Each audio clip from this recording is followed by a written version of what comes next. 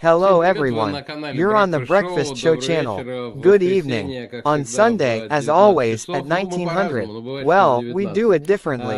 It happens that at 1900 Moscow time, Kyiv time we go out, and we have the classic news program. As always, Dmitry Bykov is here. Dmitry Lvovich, good evening. Hello, Sasha. Hello everyone. And today we have a guest, Alexei Arestovych, for the first time in our program. In general, is anyone deluding our company with Dmitry Bykov? Alexei Nikolaevich, good evening. Good evening. So we'll explain. Maybe someone hasn't watched our previous programs. Why, in fact, did they ask Alexei Nikolaevich to come today? I am very grateful that he accepted this invitation. More than we discussed behind our backs. Well, what exactly is being discussed behind his back? Bykov said, let's just call Arestovich, he'll tell you everything. Well, of course, reality is much worse than the literature that we discuss here. All the time, shameless people. And so she got involved, and obviously we're going to be mostly discussing the assassination attempt on Trump. But when I was thinking about this yesterday, I received an invitation that couldn't have come at a better time. The picture began to take shape. Here in our program I must explain what we do in general. For Alexei Arestovich, we, or rather Dmitry Bykov, basically. I'm putting tools and firewood under ours, so to speak. Yes, Dmitry Lvovich is looking for literary associations for the news that is happening now. We'll show you live so that you can understand what's going on with a live example. What was the first thing you talked about? What literary association came to your mind when? Well, for you yesterday. You are in America, by the way. By American standards, not so far from the scene. Here, by chance, it's also on your coast. Yes, and what did you think? What literary association did you have? And an amazing coincidence happened to me. As part of my political thriller course, I gave a lecture in Denver, quite far away, on the topic Stephen King as a prophet, and talked about the assassination attempt on Greg Stilson, whom only the lazy did not compare with Trump. Such a direct literary association occurred to absolutely everyone. True, Trump, unlike Greg, behaved very courageously. He didn't hide behind the child, but on the contrary, shouting, "Fuck you, you bastard," began to show. The Russian news said that everyone understood that he was shouting, "Fact," and began to show everyone his bloody fist. But another one comes to mind, not so much a literary as a historical association. Guys, exactly 110 years ago, at the end of July 14th, Gavrilo Princip fired a shot, which, it seems to me, will have exactly the same consequences for the outside world 110 years later. When it was true that Gavrilo Princip made an unsuccessful assassination attempt, now it also failed for a number of reasons. Apparently he turned his head at the last moment. But the fact that the next 4 years can become like that for me, in my opinion, is quite obvious. And it would be a sin not to ask Alexei Arestovich about what all this threatens us with. The only thing is that before I give the floor to Alexei Arestovich, I want to say, this is how it happens here. In principle, we are not going to torment you with this. But what if you have some kind of literary association?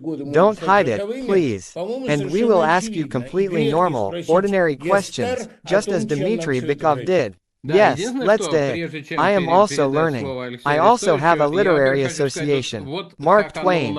Rumors of my death have been greatly exaggerated. My first reaction was like this.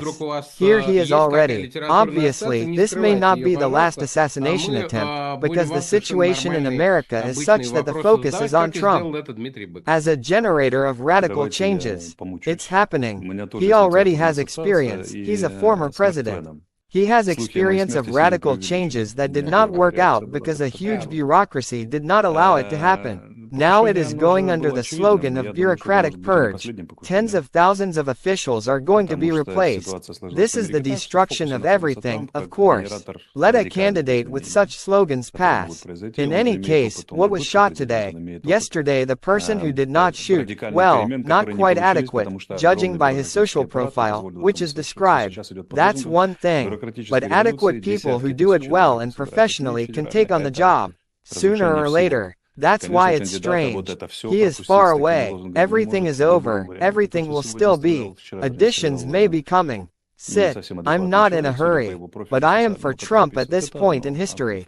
Just like that. We don't have much support for Trump here, by the way. Well, I can. If you are for Trump at this historical stage, what does Trump bring to Ukraine? You know that he is going to pacify her on Putin's terms. Or do you have other information? No, I don't have any. Putin's. He is going to reconcile on Trump's terms. It's just that those who write the program for him are people who adhere to the so-called realpolitik.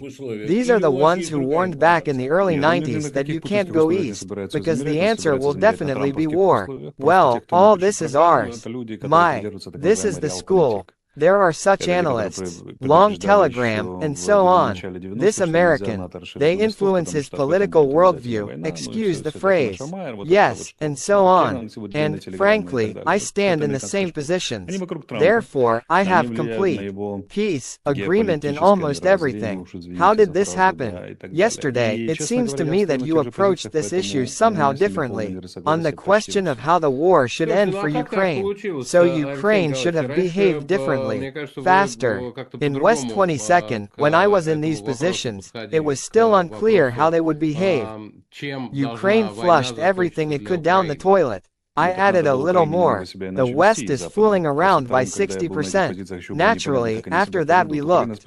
It's online. A counter-offensive to all these arms deliveries from Biden, and that's probably all. To the quickly awakened countries of Europe and so on. Further, it is clear that there is nothing left but the real thing, because there is no chance of completing at least 10% of the program that was written in 1922. Ukraine has negative dynamics. We fight worse in 24 than in 22. Much worse. Why? Do you have a Ukrainian project initially with false software? If you became, they do. UNET could. You end up like him. Probably, it's also understandable. It's clear history that the mistake was made in '91, when a huge, diverse, multicultural, multi-ethnic they tried to trick Ukraine into thinking about a bright future for the Canadian diaspora. These representations included Galicia and Transcarpathia. The problem is that Ukraine from Kharkiv to Dnipropetrovsk, Nikolaev and so on did not fit into this dugout. Zelensky came with completely different slogans. Okay, Zelensky came with the slogan, what difference does it make in a good sense? That is, a political, cultural project, a return to the broad project of Ukraine, let's call it that. He, frightened by the influence of radicals and forgetting that politics is made for millions, and not for a narrow circle of screaming individuals in the streets, began to implement the same policies that he had fought against, and by imposition, which came, if the software is false, propaganda works falsely, false propaganda distorts the picture of the world, coordinates are distorted, cannot make decisions, cannot make correct decisions, erroneous decisions accumulate, accumulation of erroneous decisions is encouraged, and go up. And so the personnel selection begins. Negative, people who support a false picture of the world are coming up. All this sooner or later ends in failure, because reality knocks on the door and wakes you up. And this is what happened to Ukraine. Yes, just a second. Last question. But I remember Trump had a good relationship. We used many of your ideas. But there was no dialogue between them, a complete, big one. They really asked for dirt on Biden this morning. Well, it seems like we agreed. How will Zelensky's relationship with Trump develop? We still have to survive Trump. I think they will go their separate ways around Trump's inauguration or a couple of months after. Only Zelensky will no longer be a political figure in the sky. This is clear. Then please, Sasha, I interrupted you. Now I'm returning everything. Yes, I just really wanted to go back, to outline our usual track with all the literary ones. And we ourselves will definitely ask Alexei Arestovych a lot, including about Trump and Ukraine and everything else. I have some preparations here, but you shared your literary associations. I'm sitting here alone. So, it's me, since it's known that I've read only one book, The Master and Margarita, but it actually has a great place. Remember when they take homeless to this very thing, to a psychiatric hospital, and they drive past the monument to Pushkin, and the poet Alexander Plyushchev, who was carrying him, looks at the Pushkin Pushkin Monument and Pushkin. Here is an example of real luck that Bolshakov brought to me in my life. Whatever happened to him, everything went to his advantage, everything turned to his glory. But what did I do? I don't understand. There is something special in these words. A storm in darkness. I don't understand. Lucky, lucky. This white guard Dantes shot at him, shattered his thigh and ensured immortality. It's terribly reminiscent of how people now comment on Trump and say, well, he's terribly lucky, or generally, he might even have arranged this for himself. I immediately remember Rukin, a white guard literally shot him and ensured literary immortality. Direct designer Classic Mascara. The work platform is the Performance Society. He said that admiration is impossible in modern society. It is impossible. The feat is impossible. Not a single event is staged and it immediately becomes a version. They say that the shot was shot in the morning, in Pokrova, and self-inflicted. So the question is for both of you. Are you absolutely sure that this was an assassination attempt? That this white guard shot him because, well, let's be honest. This makes Trump's victory almost 100%. If you ask the question, who benefits from this? It turns out that it is beneficial to one person. What are your opinions on this issue? Think about it. I think that the shooter was a completely real person. He has Antifa in his profile. He is a member of Antifa, a radical group. He brought a car bomb, it seems like according to new data, and so on. That is, this is a normal madman who honestly shot as best he could. He is wrong, because you just need to shoot at the head, and not at the big body. It's harder to hit the head. This is one. Secondly, the head twitches. If you've read, let's remember Frederick, I think, who wrote The Day of the Jackal. Do you remember why the attempt on the treaty failed? Because he leaned over to kiss the veteran. He couldn't imagine the expressive French custom. He missed. Otherwise I would have killed him. The same thing, no one shoots in the head, because the head tends to make unpredictable movements. This is the case. It's really hard to get in. And when Trump is corpulent, shoot him in the whole body, please. And so on. It depends on what you shoot. In a real attempt, they could poison the bullet or do something else. Therefore, the question is, what other caliber to take, and so on. He was crazy and became inadequate. The caliber is kind of small. He aimed at the head not to scare or warn, but to kill. It was a direct attempted murder.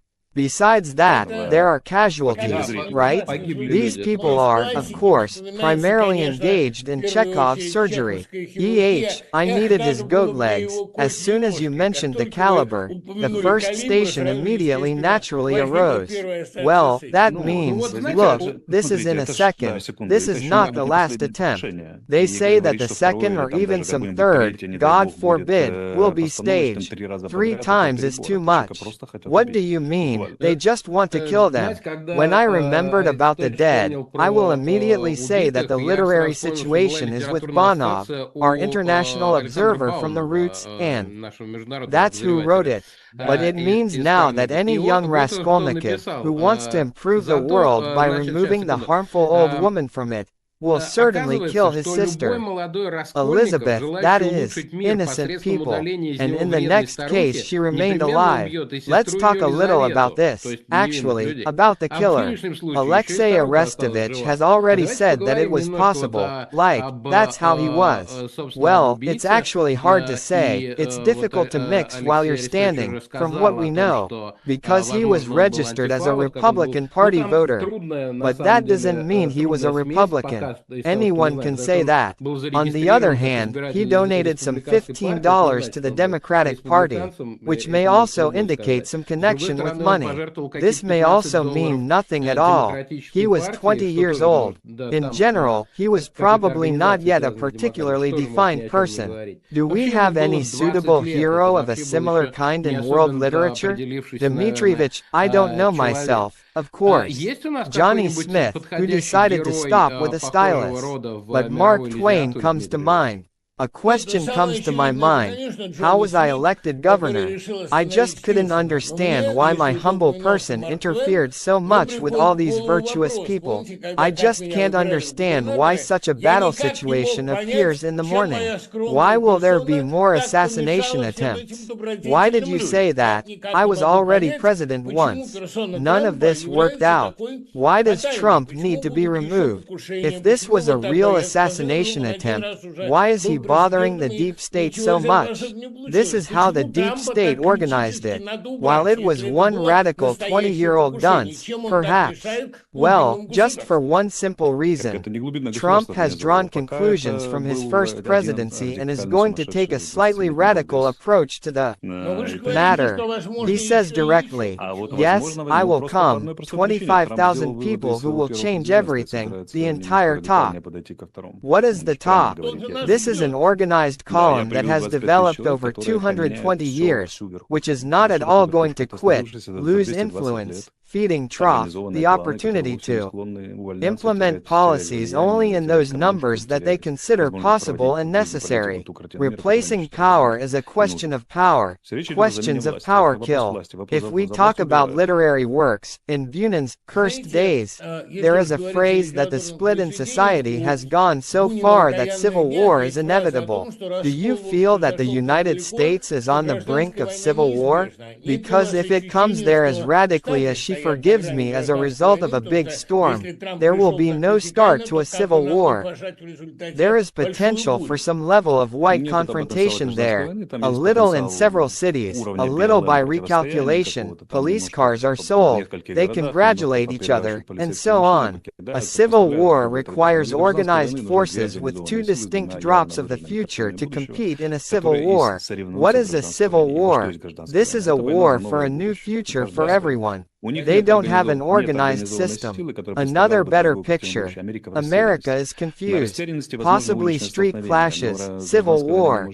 Can't be. To do this, there must be a force with enormous influence, organizational and personnel potential, which has a picture of the future and intends to implement it, even at the cost of violence. She has huge dissatisfaction, but there is no organization, because there is no picture of the future. That's the problem. Simply no. In the morning, understand. A picture of the future.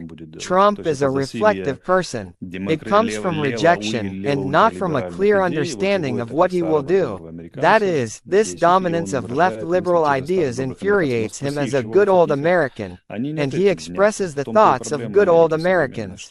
Ask them what they want, they will say no. This is the problem with modern democracy, that no one can explain why America needs a foreign policy of globalism, not because of the forest, not because of isolation. But what next? What's going on here? It's like we're just living. But do you know what I noticed? All American political leaders said the same thing. By the way, Trump himself, who did not seem to plan himself as a systemic one, said this. Everyone uses the same word, unity. And Trump himself, who has always worked not for unity, used this word after the assassination attempt. And everyone there said they were praying for those who died because of Trump, that he would get well, and so on. And I paid attention to Zelensky's statement, who also wished Trump recovery. I understand that he probably doesn't like it very much. He's not very happy about the prospect that Trump is now apparently guaranteed to be elected. But nevertheless, he said it. He said it quite quickly. They didn't pull him out of it, didn't question him. Zakharova missed so much, she couldn't resist and came out right away with this very thing. Series this and that, 5th and 10th. Natalia, show me where Russian diplomacy has gone. Speaking of this, remember how in Yankees at the court of King Arthur the same beloved author said, 2 bears cannot live in the same den. Question: how will the relationship between Trump and Putin, the most dangerous forces in the world, develop?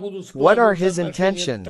There is a feeling that they are, if not in class, then morally close. Do you think you are hinting at Hitler and Stalin?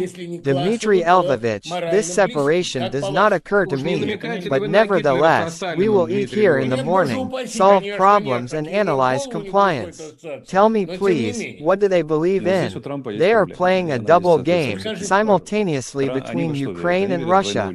It's about coming back for the next program. Let's come to Putin and say, look here. We are meeting on these terms, which are very beneficial for you. If not, then we will stop aid to Ukraine. Armed to the teeth, she will begin to grind everything that comes. When will this happen? You never know. If the guys are now on a smoke break, we work to the teeth so that we have a negotiating position and a strong army after the truce. And if not, then we stop helping and leave you alone with Putin. Some experts, let's say, delicately express doubts about the double ultimatum plan for one simple reason: what to do if the parties do not accept the ultimatum, neither the first nor the second, or at least only one. Then the whole plan falls apart, and the answer to the question, what to do next? No. They assume that this step is a win-win, that under the pressure of circumstances, irrational Putin and irrational Zelensky will agree. But the problem is that Zelensky is irrational, and Putin cannot be found professional.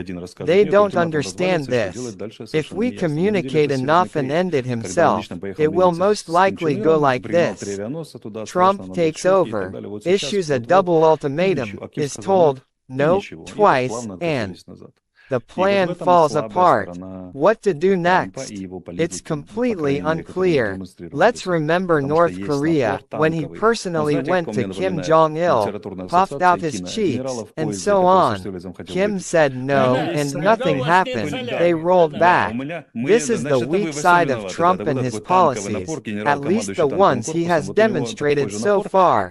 Trump resembles a literary movie character who wanted to have a drink on the train and said, yes, you and I are all to blame.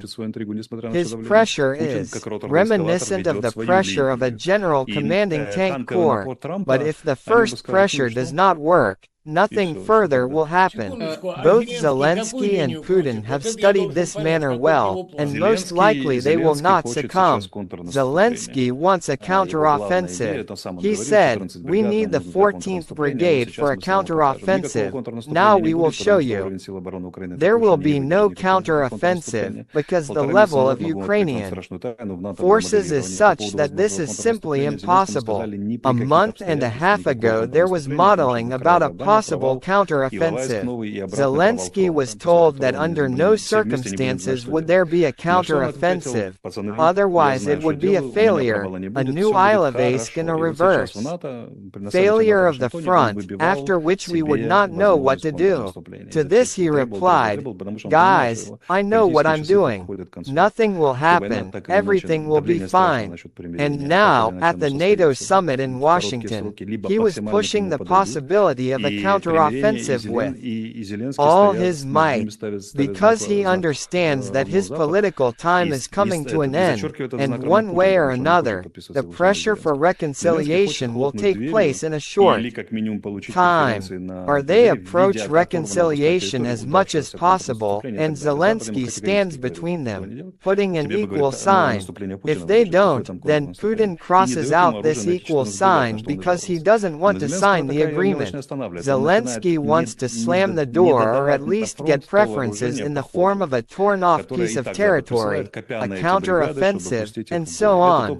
The West categorically says that there will be no new offensive by Putin and does not give us weapons. The West is tense because Zelensky is complaining that there are no weapons. They don't give it to the front, and supplies are no longer similar to what they were before. This now resembles the situation when experienced brigades were sent into battle in 2020. I'm already confused about the dates, but, in short, the offensive in the south also ended in a terrible bloodbath. From my point of view, this policy can be called whatever you like, but it cannot be called rational under any circumstances. Many are discussing the statement of Verkhovna Rada Deputy Mariana Bazugla, who conveyed the words of Air Force Commander-in-Chief Alexander Syrsky. He supposedly agrees to sign a ceasefire and all sorts of variations on the theme of surrender, since he does not believe in victory and believes that Ukraine is not capable of gaining an advantage over the Russians on its soil. Mariana wrote about this on her Facebook. Mariana does a lot of good things, but she is the only public politician who tells the truth that we are no longer warriors of light. For more than a year now, we have been playing the role of meat in this war, navigating many issues related to negative selection. However, she is wrong about surrender. These are two edges, two rails on which Ukrainian propaganda travels, and both of these positions are wrong. The first thing that is important to understand is that if Putin wants to destroy Ukraine, then he really can do it. He can even cross the Dnieper and take the left bank, but it is a huge problem to take and hold these territories.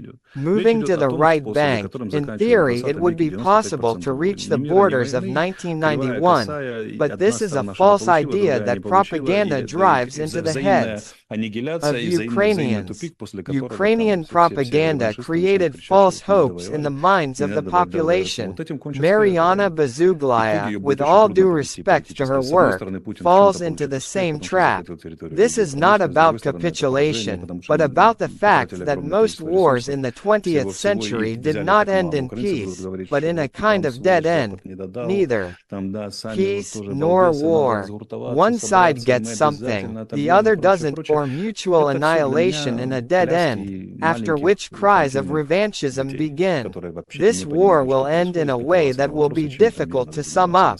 Putin will succeed in some way because he has captured territories, people, industry. On the other hand, this is a defeat, since huge resources were spent, but little was taken. Ukrainians will blame the West for not helping, and themselves for mistakes. This is all reminiscent of children dancing who do not understand what is happening.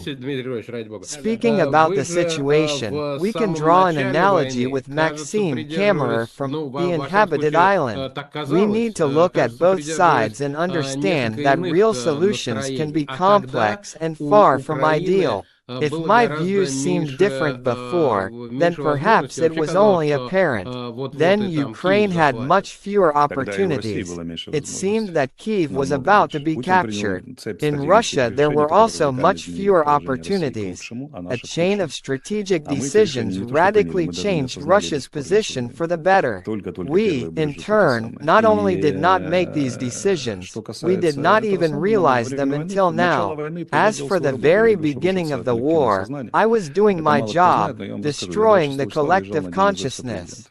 Few people know, but I'll tell you. On the 26th I went out with the money promised by the president. My task was set by military necessity. I was traveling to the Vinnytsia region and returning back. From Kyiv to the Vinnytsia region there are 300 kilometers of continuous flow of refugees. My car was the only one that went in the opposite direction, towards Kyiv. Then everyone already knew us by sight, filmed and showed that we were coming. Then there was a complete collapse. Now they say that we were not afraid and fought, but then society collapsed. To be honest, I kept the situation in check because I set people up for victory, not for panic. He said that there is no need to be afraid. Whoever panics loses. I was a member of the Istanbul negotiation group and headed the military group. I knew that Putin asked for a truce on the evening of February 24th because they immediately realized that the invasion plan had failed. You cannot try to take over Ukraine with an army of 300,000. To accomplish the task, the Soviet Union created 4 fronts of 2.5 million people. Anything less than a million makes no sense at all. It was initially a failed operation. I needed to keep my panic at bay, and I knew the war would be over within 6 weeks. This is a direct analogy to the 1979 Sino-Vietnamese conflict. The Chinese tried it, it didn't work, and they turned to internal reforms. Russia should have the same outcome. They tried, it didn't work, and they asked for a truce. Within 2 to 3 weeks it was all over. Putin realized that the West was not ready to seriously enter into conflict. He realized that he did not have enough resources to take over Ukraine, and began to look for ways to internally reorganize and strengthen. On April 2nd, we had 4 missiles left. At first, this was our only long-range weapon. At that time, we literally had nothing to fight with. And the first, Ramstein, took place on April 26th. Let me remind you. We had nothing except our infantry, which received 60,000 shells a day in those days. Putin realized that Russia has a mobilization potential that exceeds that of Ukraine and exceeds the speed and willingness of the West to help Ukraine. He relied on the main civilizational superweapon of Russia, which the Mongols taught, long-term will. The same Gumilyov wrote that 300 years can be aimed at one point. In the West, eras change. The Renaissance gives way to the Enlightenment, then the rollback, the Renaissance, the Bronze Age, and so on. And Russia hits one point. She came in the same way beyond the right bank from the left bank of the Dnieper. In the 18th century, Ukrainian history began with Khmelnytsky, and Russia appeared on the right bank in earnest only after the Koli-Vishchina. All this time they have been hitting one point, and they know how to do it. Putin decided to hit one point, and achieved his goal. In this situation, it is possible to win, if not a military, then at least a moral victory. What can Ukraine oppose to Russia, which has a gigantic mobilization resource? What can Ukraine do now to avoid losing face? And maybe this needs to be done if the West does not fully join in? Ukraine could transform so radically that Putin's opponent will disappear. This will be a way out that he does not expect. If Ukraine returns to the multicultural and multi-ethnic project that it has always been, if the Rus-Ukraine project appears there at all, as I propose, then the enemy will disappear. Putin will have no one to attack. And this is a victory in its purest form. Because, as Sun Tzu said, the highest class of a commander is to destroy the plans of the enemy. The worst thing is to storm fortresses. Unfortunately, we don't know how to fight in this sense at all. Many fear that this is a call to give up, but I don't suggest giving up. Why do I need land that I didn't support in the first place? Why should I live in a country where people, including me, are forcibly broken? Why on earth should we fight? We have no unity. It is quite possible for us to have a situation where one battalion is fighting, and another nearby refuses to carry out combat missions. People don't want to die for the Russian project, you know? Do not want. This is a very simple thing. An Odessa citizen will not fight to be broken and made a resident of Stanislav or Lvov. He will remain an Odessa resident. And the Kharkiv resident is exactly the same. The fact that we have 200 to 300,000 people who are radical and ready to fight is is not an indicator. Politics is not done for the sake of a million. Politics is done for the sake of the majority. Putin is not fighting with Ukraine because of some kind of anti-Nazism. This simply does not and cannot be. He fights to maintain power. This is Putin's goal. A multicultural project will give a completely different motivation to live and defend such a Ukraine. We will not have problems with destabilizing and knocking people down. In addition, the efficiency of social transformation will be much higher. The armed forces will raise the security bar to such a level that Russian strategy will consider that there is no need to get involved with Ukraine militarily a second time. We need to change dramatically. As the classic said, he who listens to all advice, do it your own way. Imagine being called by Trump. Can you give him advice as a future president? What advice would you give in this situation? Help me, the future Ukrainian president, make changes. But seriously, what offer can you make to him in this situation? Being president is a professor's task.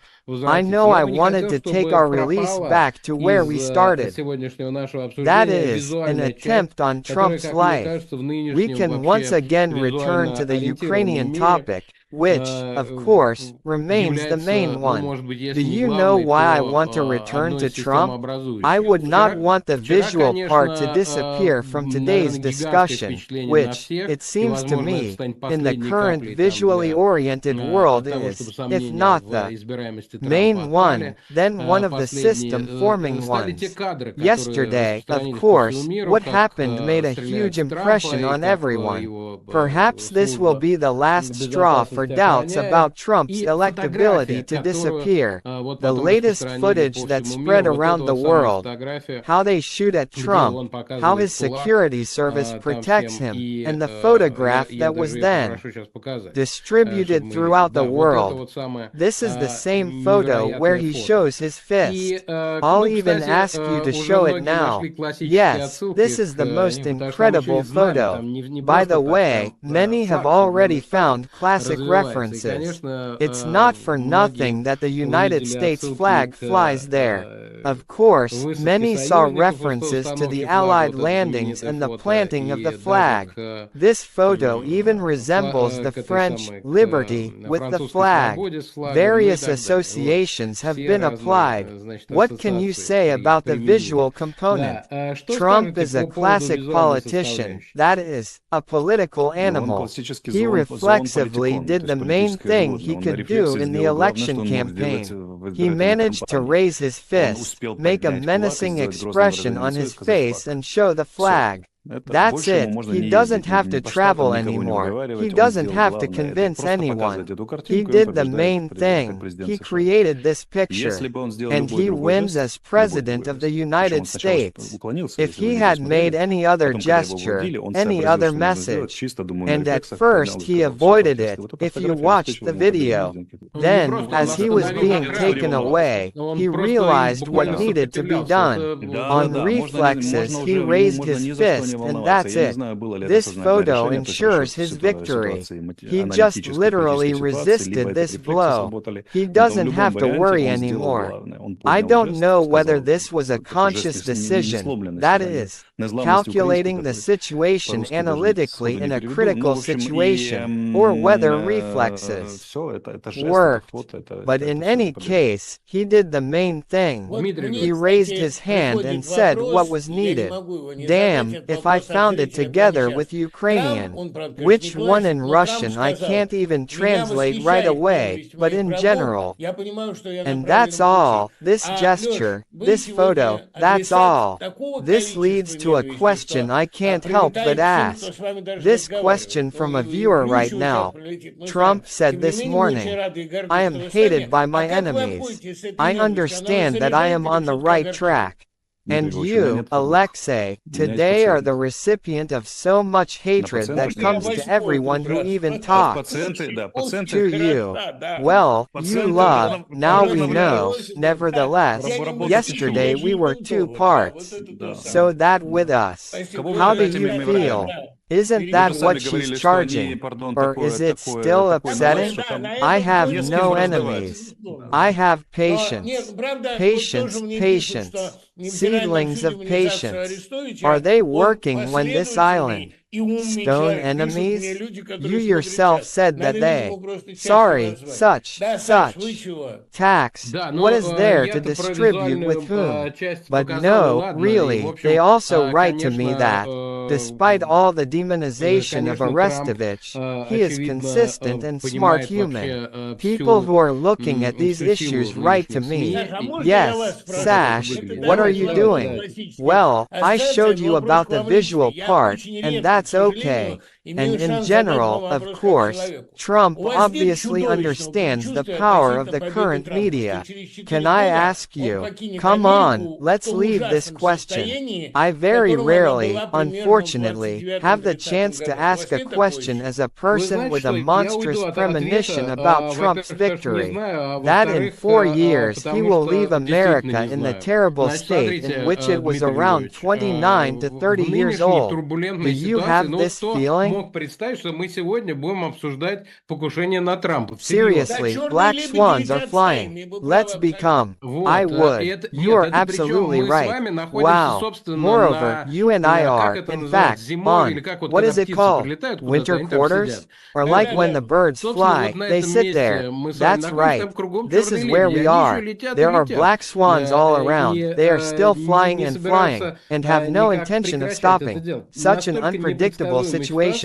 Find out now. Everyone says that, well, 100% Trump will get his act together and so on. On the one hand, it seems that this is a 100% forecast. On the other hand, Arestovich, for example, says, is it for sure? Not for sure. We can expect an attempt on Trump's life there. You also think, well, well, because now, of course, they will protect him. There. And who will guarantee? No one can guarantee. And so here, what will happen after his hypothetical election? I wouldn't bet in 4 years either. Now, forgive me, I will say a very important and very unexpected thing for me. I would like to congratulate all the supporters there and note, if this assassination attempt happens, and he says that during this assassination attempt he behaved well, then his enemies, opponents, are obliged to admit, whoever organized this assassination attempt, that he behaved well, in accordance with your program. And it's always nice when your candidate demonstrates good human qualities. By the way, everyone, because I would also like to congratulate you on the fact that our most valued analyst behaves with exceptional cheerful impudence. This fascinates me. This means that I suddenly realized that when I asked, well, of course, you really are a hypnotist, it means that I suddenly realized that I need to clarify my question. Here's what. When you answered about Sersky, you answered perfectly. About Zagorodnik, about Zaluzhny you said practically nothing. I can answer to the point. Sersky is ready to sign, I think, a truce. Because he, like no one else, understands what the troops he leads are worth. But I can say that at least 50% of these troops are ready to defend Ukraine to the last. The transition boundary, let's say, I finished doing it with a simple search. At the highest level, he is a former commander-in-chief of the ground forces, and even commanded the Third Army in the past.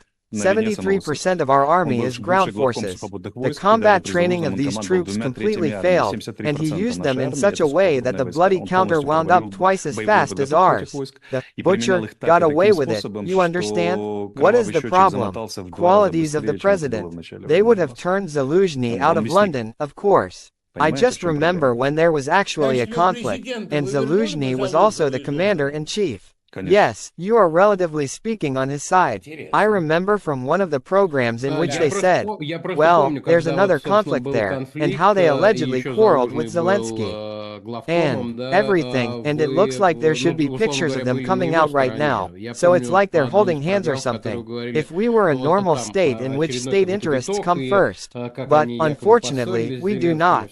We have personal, feudal, and so on.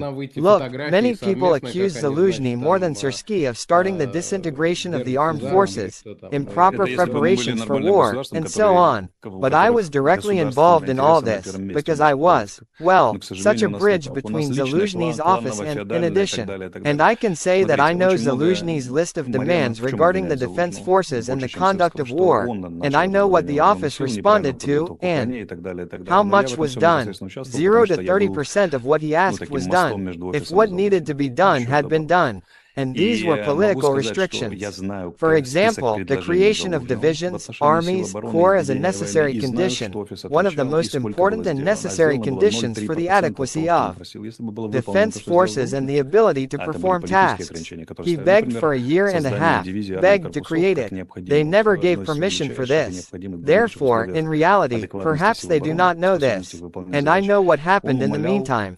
Therefore, of course, Zaluzhny needs to be trained. These solutions are developed jointly. I was an ardent supporter. Well, if you know, I was modestly silent about it until Mariana announced. And then we can say something. I recommended Zaluzhny for the position, and got him to become commander-in-chief. I can't help but remember, sorry, again in connection. Let's get to the classics. Yes, the Black Court. You are looking for her love. What will happen to Zelensky? As far as I understand, today in Ukraine he is rather applauded, at least for his past services, or not? What are your... I'm disappointed, this is pure psychiatry. They hold on to Zelensky because no one understands what will happen if Zelensky doesn't exist now. This is, in fact, not a positive motivation, but a negative motivation. Horror of what will happen to Ukraine if the current, absolutely corrupt one collapses. And now we have corruption such as has not been seen in 33 years. The pressure on business is terrible. This is all the horror without end, which is now being destroyed. Yes, it is people who choose between endless horror and a terrible end. They do not know what is beyond the terrible end because they are not presented with a picture of this future. Nobody knows what will happen next.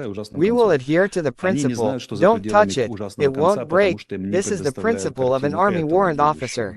China did the same. China is now at a dead end. It does not know what to do next with China, and therefore Xi remains for a third term on the principle of, we extend what we have because we don't know what's next. It's the same in the United States. I see in the phase transition, this is the case everywhere.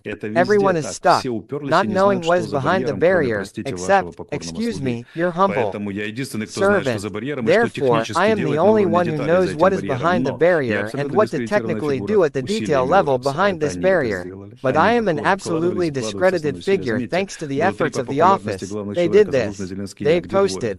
There were three popular people, Zaluzhny, Zelensky. And where are two of these three? You can ask, outside of Ukraine, right? Two of them, only one left. And the people cling to this according to the principle.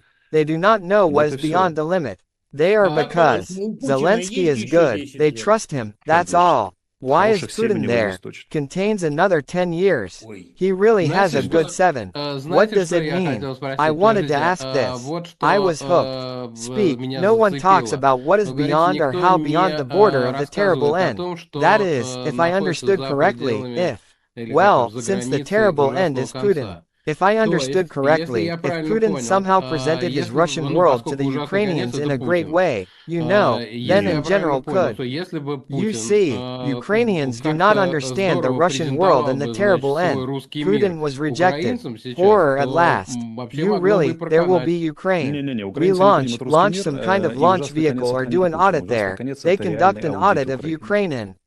Present this population, and this is a disaster. This catastrophe will be comparable to the catastrophe of the Germans, who realized after the fall of Hitler who they were and what they had done, not approximately by analogy, but by scale, a total collapse of the worldview, serious economic losses. It's very simple, 52 million in 1991, now if we have 20, then that's good. When a third of Ukraine is abroad, the state refuses consular services and services. It says that Ukrainians are second class, that the only heroes are those who remain. This is Ukraine, this is a global madhouse.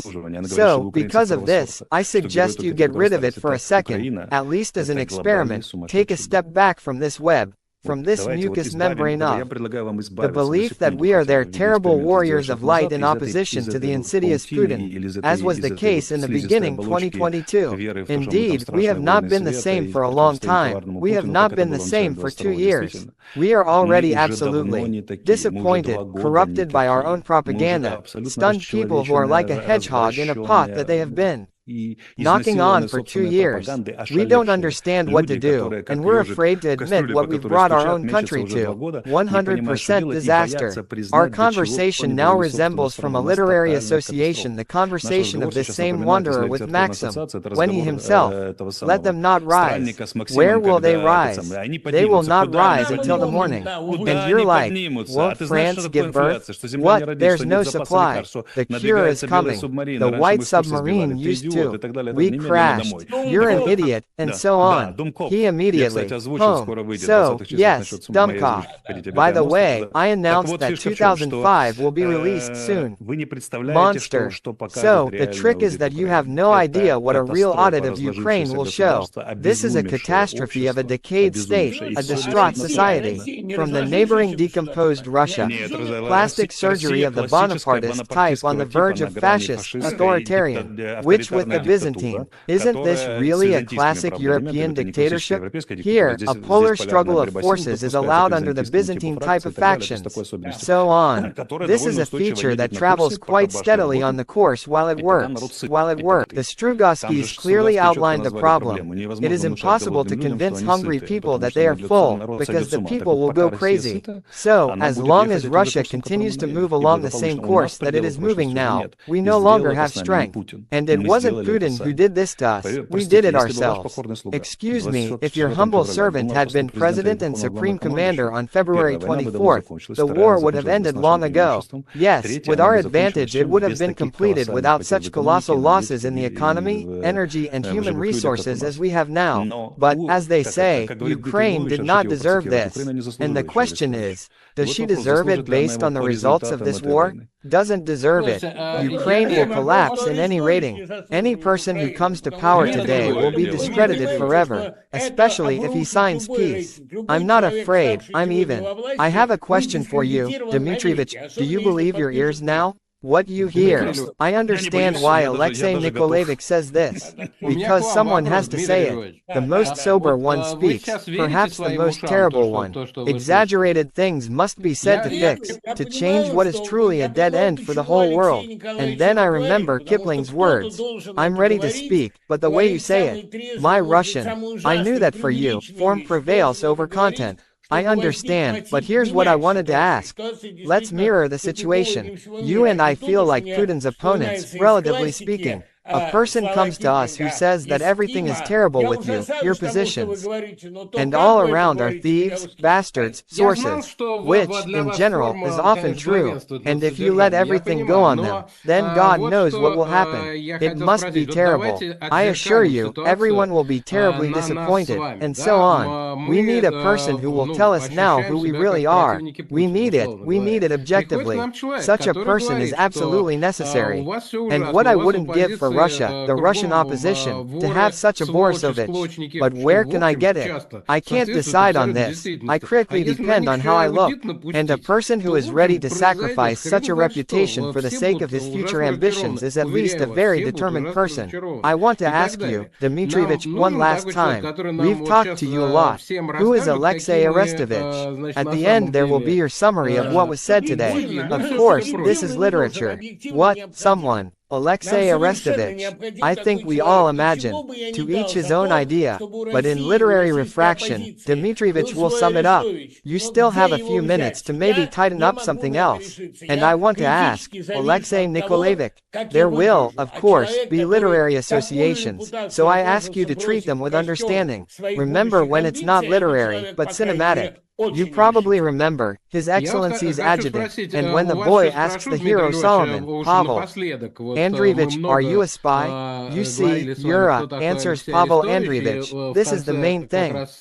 The main phrase that was taught. This is the most. Look, when I say that everything is bad and everything should be different, the linear consciousness directly associates this as surrender to Putin. But I have a question. Why is it associated with surrender to Putin? I'm literally. I also go to work as Dr. Watson. Explain why. Why do you think that when someone criticizes? So, they dropped anchor to the tourist police or the profession. In fact, the audit found that everyone says, bastards, with rare exceptions. Does this mean we have surrendered to Putin? Or are we no longer opposing Putin? I stood up to Putin. Putin is my enemy. He represents an ideological, geopolitical, situational, all types of adversary. I want to make Ukraine one that will better resist him, and not one that will surrender to him. Where does this direct association come from, that if I criticize Ukraine, then this is certainly a surrender to Putin. Or, take her, let her, I'm interested in this, I'll tell you. Where does it come from? Is it about Ukrainian propaganda? Well, definitely not only in Ukrainian propaganda. That's true, but people who, and we are not very susceptible to Ukrainian propaganda. The fact that there is already a clear association associated with me. Is it that the Russian liberal opposition thinks so? Because everyone thinks that if I criticize those who oppose Putin, this means serving Putin. Why take it? Why do you think so? You know, there is this Robert Cruz. He wrote a wonderful book. He is a conservative right-wing philosopher, fools, crooks and arsonists, thinkers of the new left. And he says there, notice, there were a lot of wonderful things in the Soviet Union. I say there is. There was one major fundamental flaw that distinguishes it from the West. In the West, those who criticize him well are rewarded and promoted by society. And in the Soviet Union, they are sent to camps. And this idea, this is what broke the system and did not allow the Soviet Union to win. So, attention. What does the modern Russian-speaking space belong to if those who criticize it well are immediately labeled spies and want to be sent to Solovka? I wish I could take this one of yours. And I understand this. We were the Soviet Union, albeit in its manifestations, and remain so. He is forever. You see, the game of the Soviet Union has not gone away. Switching to esoteric language, Ukraine is the USSR too, just the same. The proposals are raw. I want to radically change this. I want to make a system that can't handle. You know, it will be stronger, more efficient, cooler, which will be envied, which people from different parts of the world will want to join, including the very pro-West. Here's my idea. Radical. I propose what is behind the barrier, beyond the phase transition.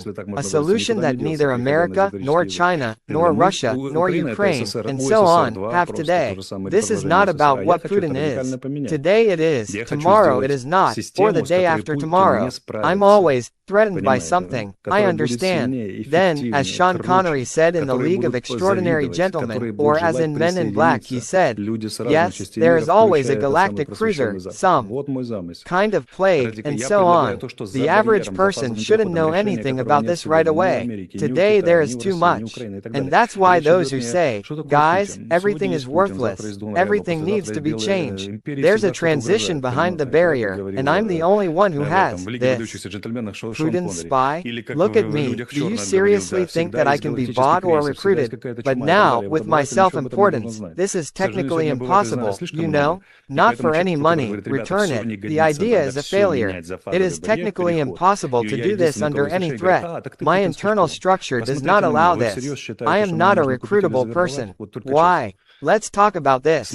Well, look, have you already wanted to become the president of Ukraine? If I promise you this, for example, I did not want to become and do not want to become the president of Ukraine. How is this possible? Illusion. Going to become, but not wanting to are very different things. If you don't want to, it's up to him to get ready. Of course, I'm going to, but I do not want. I can't stand it. I'm straight. If anything happens, such articles, all this. I was there for 3 years and inside, 2.5. I know what kind of work this is. This is a dog. It is impossible to imagine a worse place than the president of Ukraine. It should, I think, be the president. Where is our scorched republic being captured in the Caribbean? Yes, the government. I think that being president, before being president of Somalia is bad, but it's better than being president of Ukraine, you know? Because I know what Ukraine is from the inside, but I don't want to be president. I'm going to be, but these are very different things. Wanting and getting ready. Ask for time off. I understand that this may not be very pleasant to hear, but... And also with the interview with Ksenia Sobchak, I thought, well, if I were in Putin's place, I would invite Arestovych to become like this Ukrainian caterer. How? Take money or something. Send it within the Ukrainian situation. Gives a lot of money. So they will give me money. What else? What are his options for coming to power? Coming with bayonets, literally. You will provide. You provide, so to speak, ideological support. That is, after that Russian troops are brought back to Bykov. Do you want to say that, or what? Well, I don't know what about Bykov, but in the literal sense, what I heard about, it means reformatting Ukraine into a national project. No, you have. The field is different things. Symphonies. This is not this multi. This is funny. The European failed or the Western. This is another. A completely different project. I am a center-right. I am not a radical left or an ultra-left Trotskyist who offers multi-solutions. I propose a field. A symphonic solution is a different, separate conversation. That is, you will not be the Ukrainian caterer. The same, with you. How do you want me? Russian troops again. Bykov. Arrived at the place. I don't want to go to this place at all. That this is technically impossible. Come in. I just received it now. Let me explain to you. Let's, here, come on. You need to understand, if you are talking about cheerful arrogance, I will now explain everything to you. Why? Here is the mathematical idea. This is the basic one that lies behind these questions like, are you like, Russian Kadyrovites and others like them are convinced that I consider myself inferior to Putin, the FSB and all this camarilla. Guys, I look at them as a progressor at some primitive creatures, far from the highest forms of development. Do you think Don Reba could have recruited Rumata? No, because we are in different phases of development. I don't look up to them.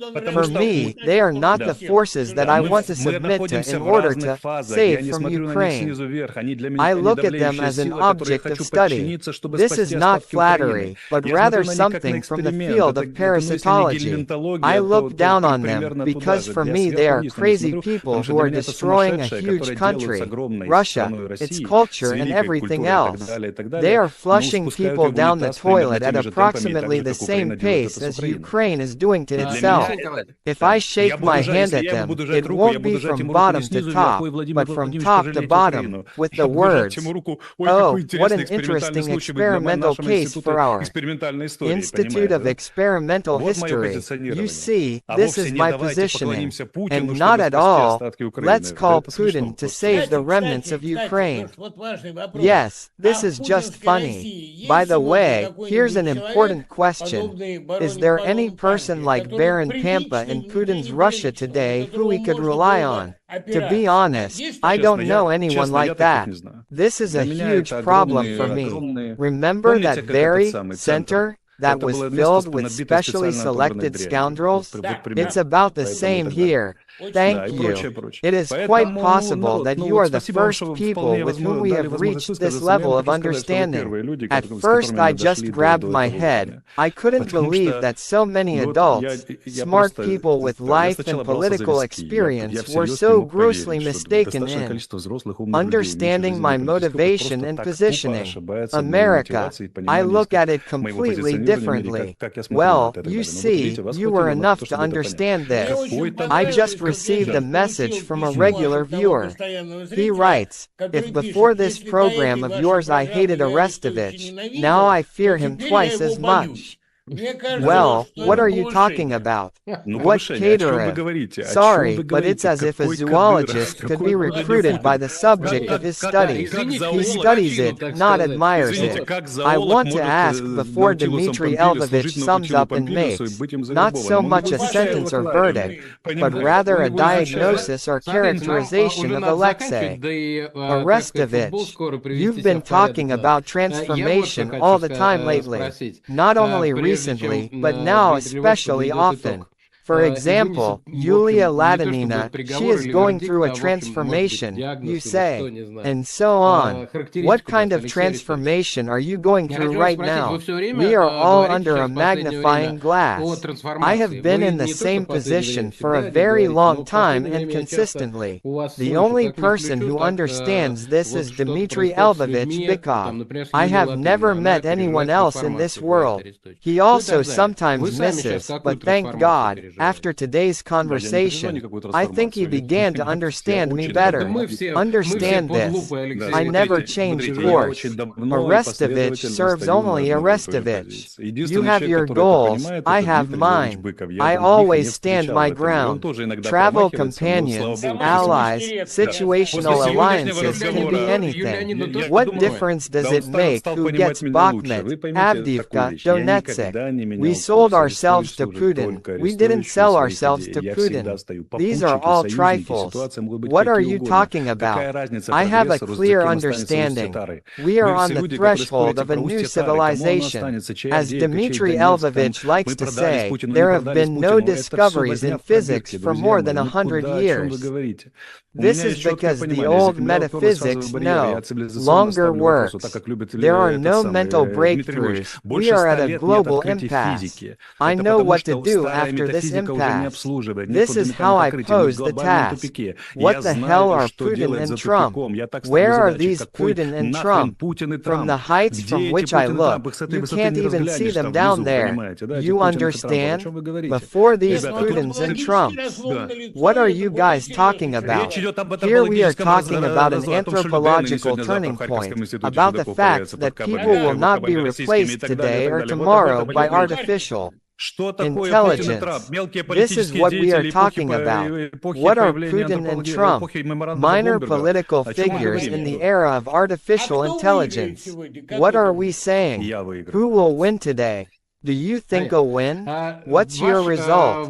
We talk to you all the time. Who is Alexei Arestovich? He has been everywhere and everything he has been. But based on the results of our conversation today, does he look like a progressor? By the way, he is a progressor, of course. Because a progressor does not always act morally. And in general, the progressor's morality is completely different. You won't be able to figure out your morality. To summarize literary, I was ready to stand up for this idea. I remember how once upon a time sincere people did not give speeches about enemies, about romance, about dusty roads. I noticed how there was an acacia tree standing in the doorway, and then I wanted to be an enemy. I understand that being an enemy is much better than being a friend to anyone in our time. Of course, the enemy is more honest. I once told you, only from the enemy can you hear the truth. Thanks a lot. It was an honest, interesting and, it seems to me, literary conversation. Dmitry Bykov, Alexei Arestovich.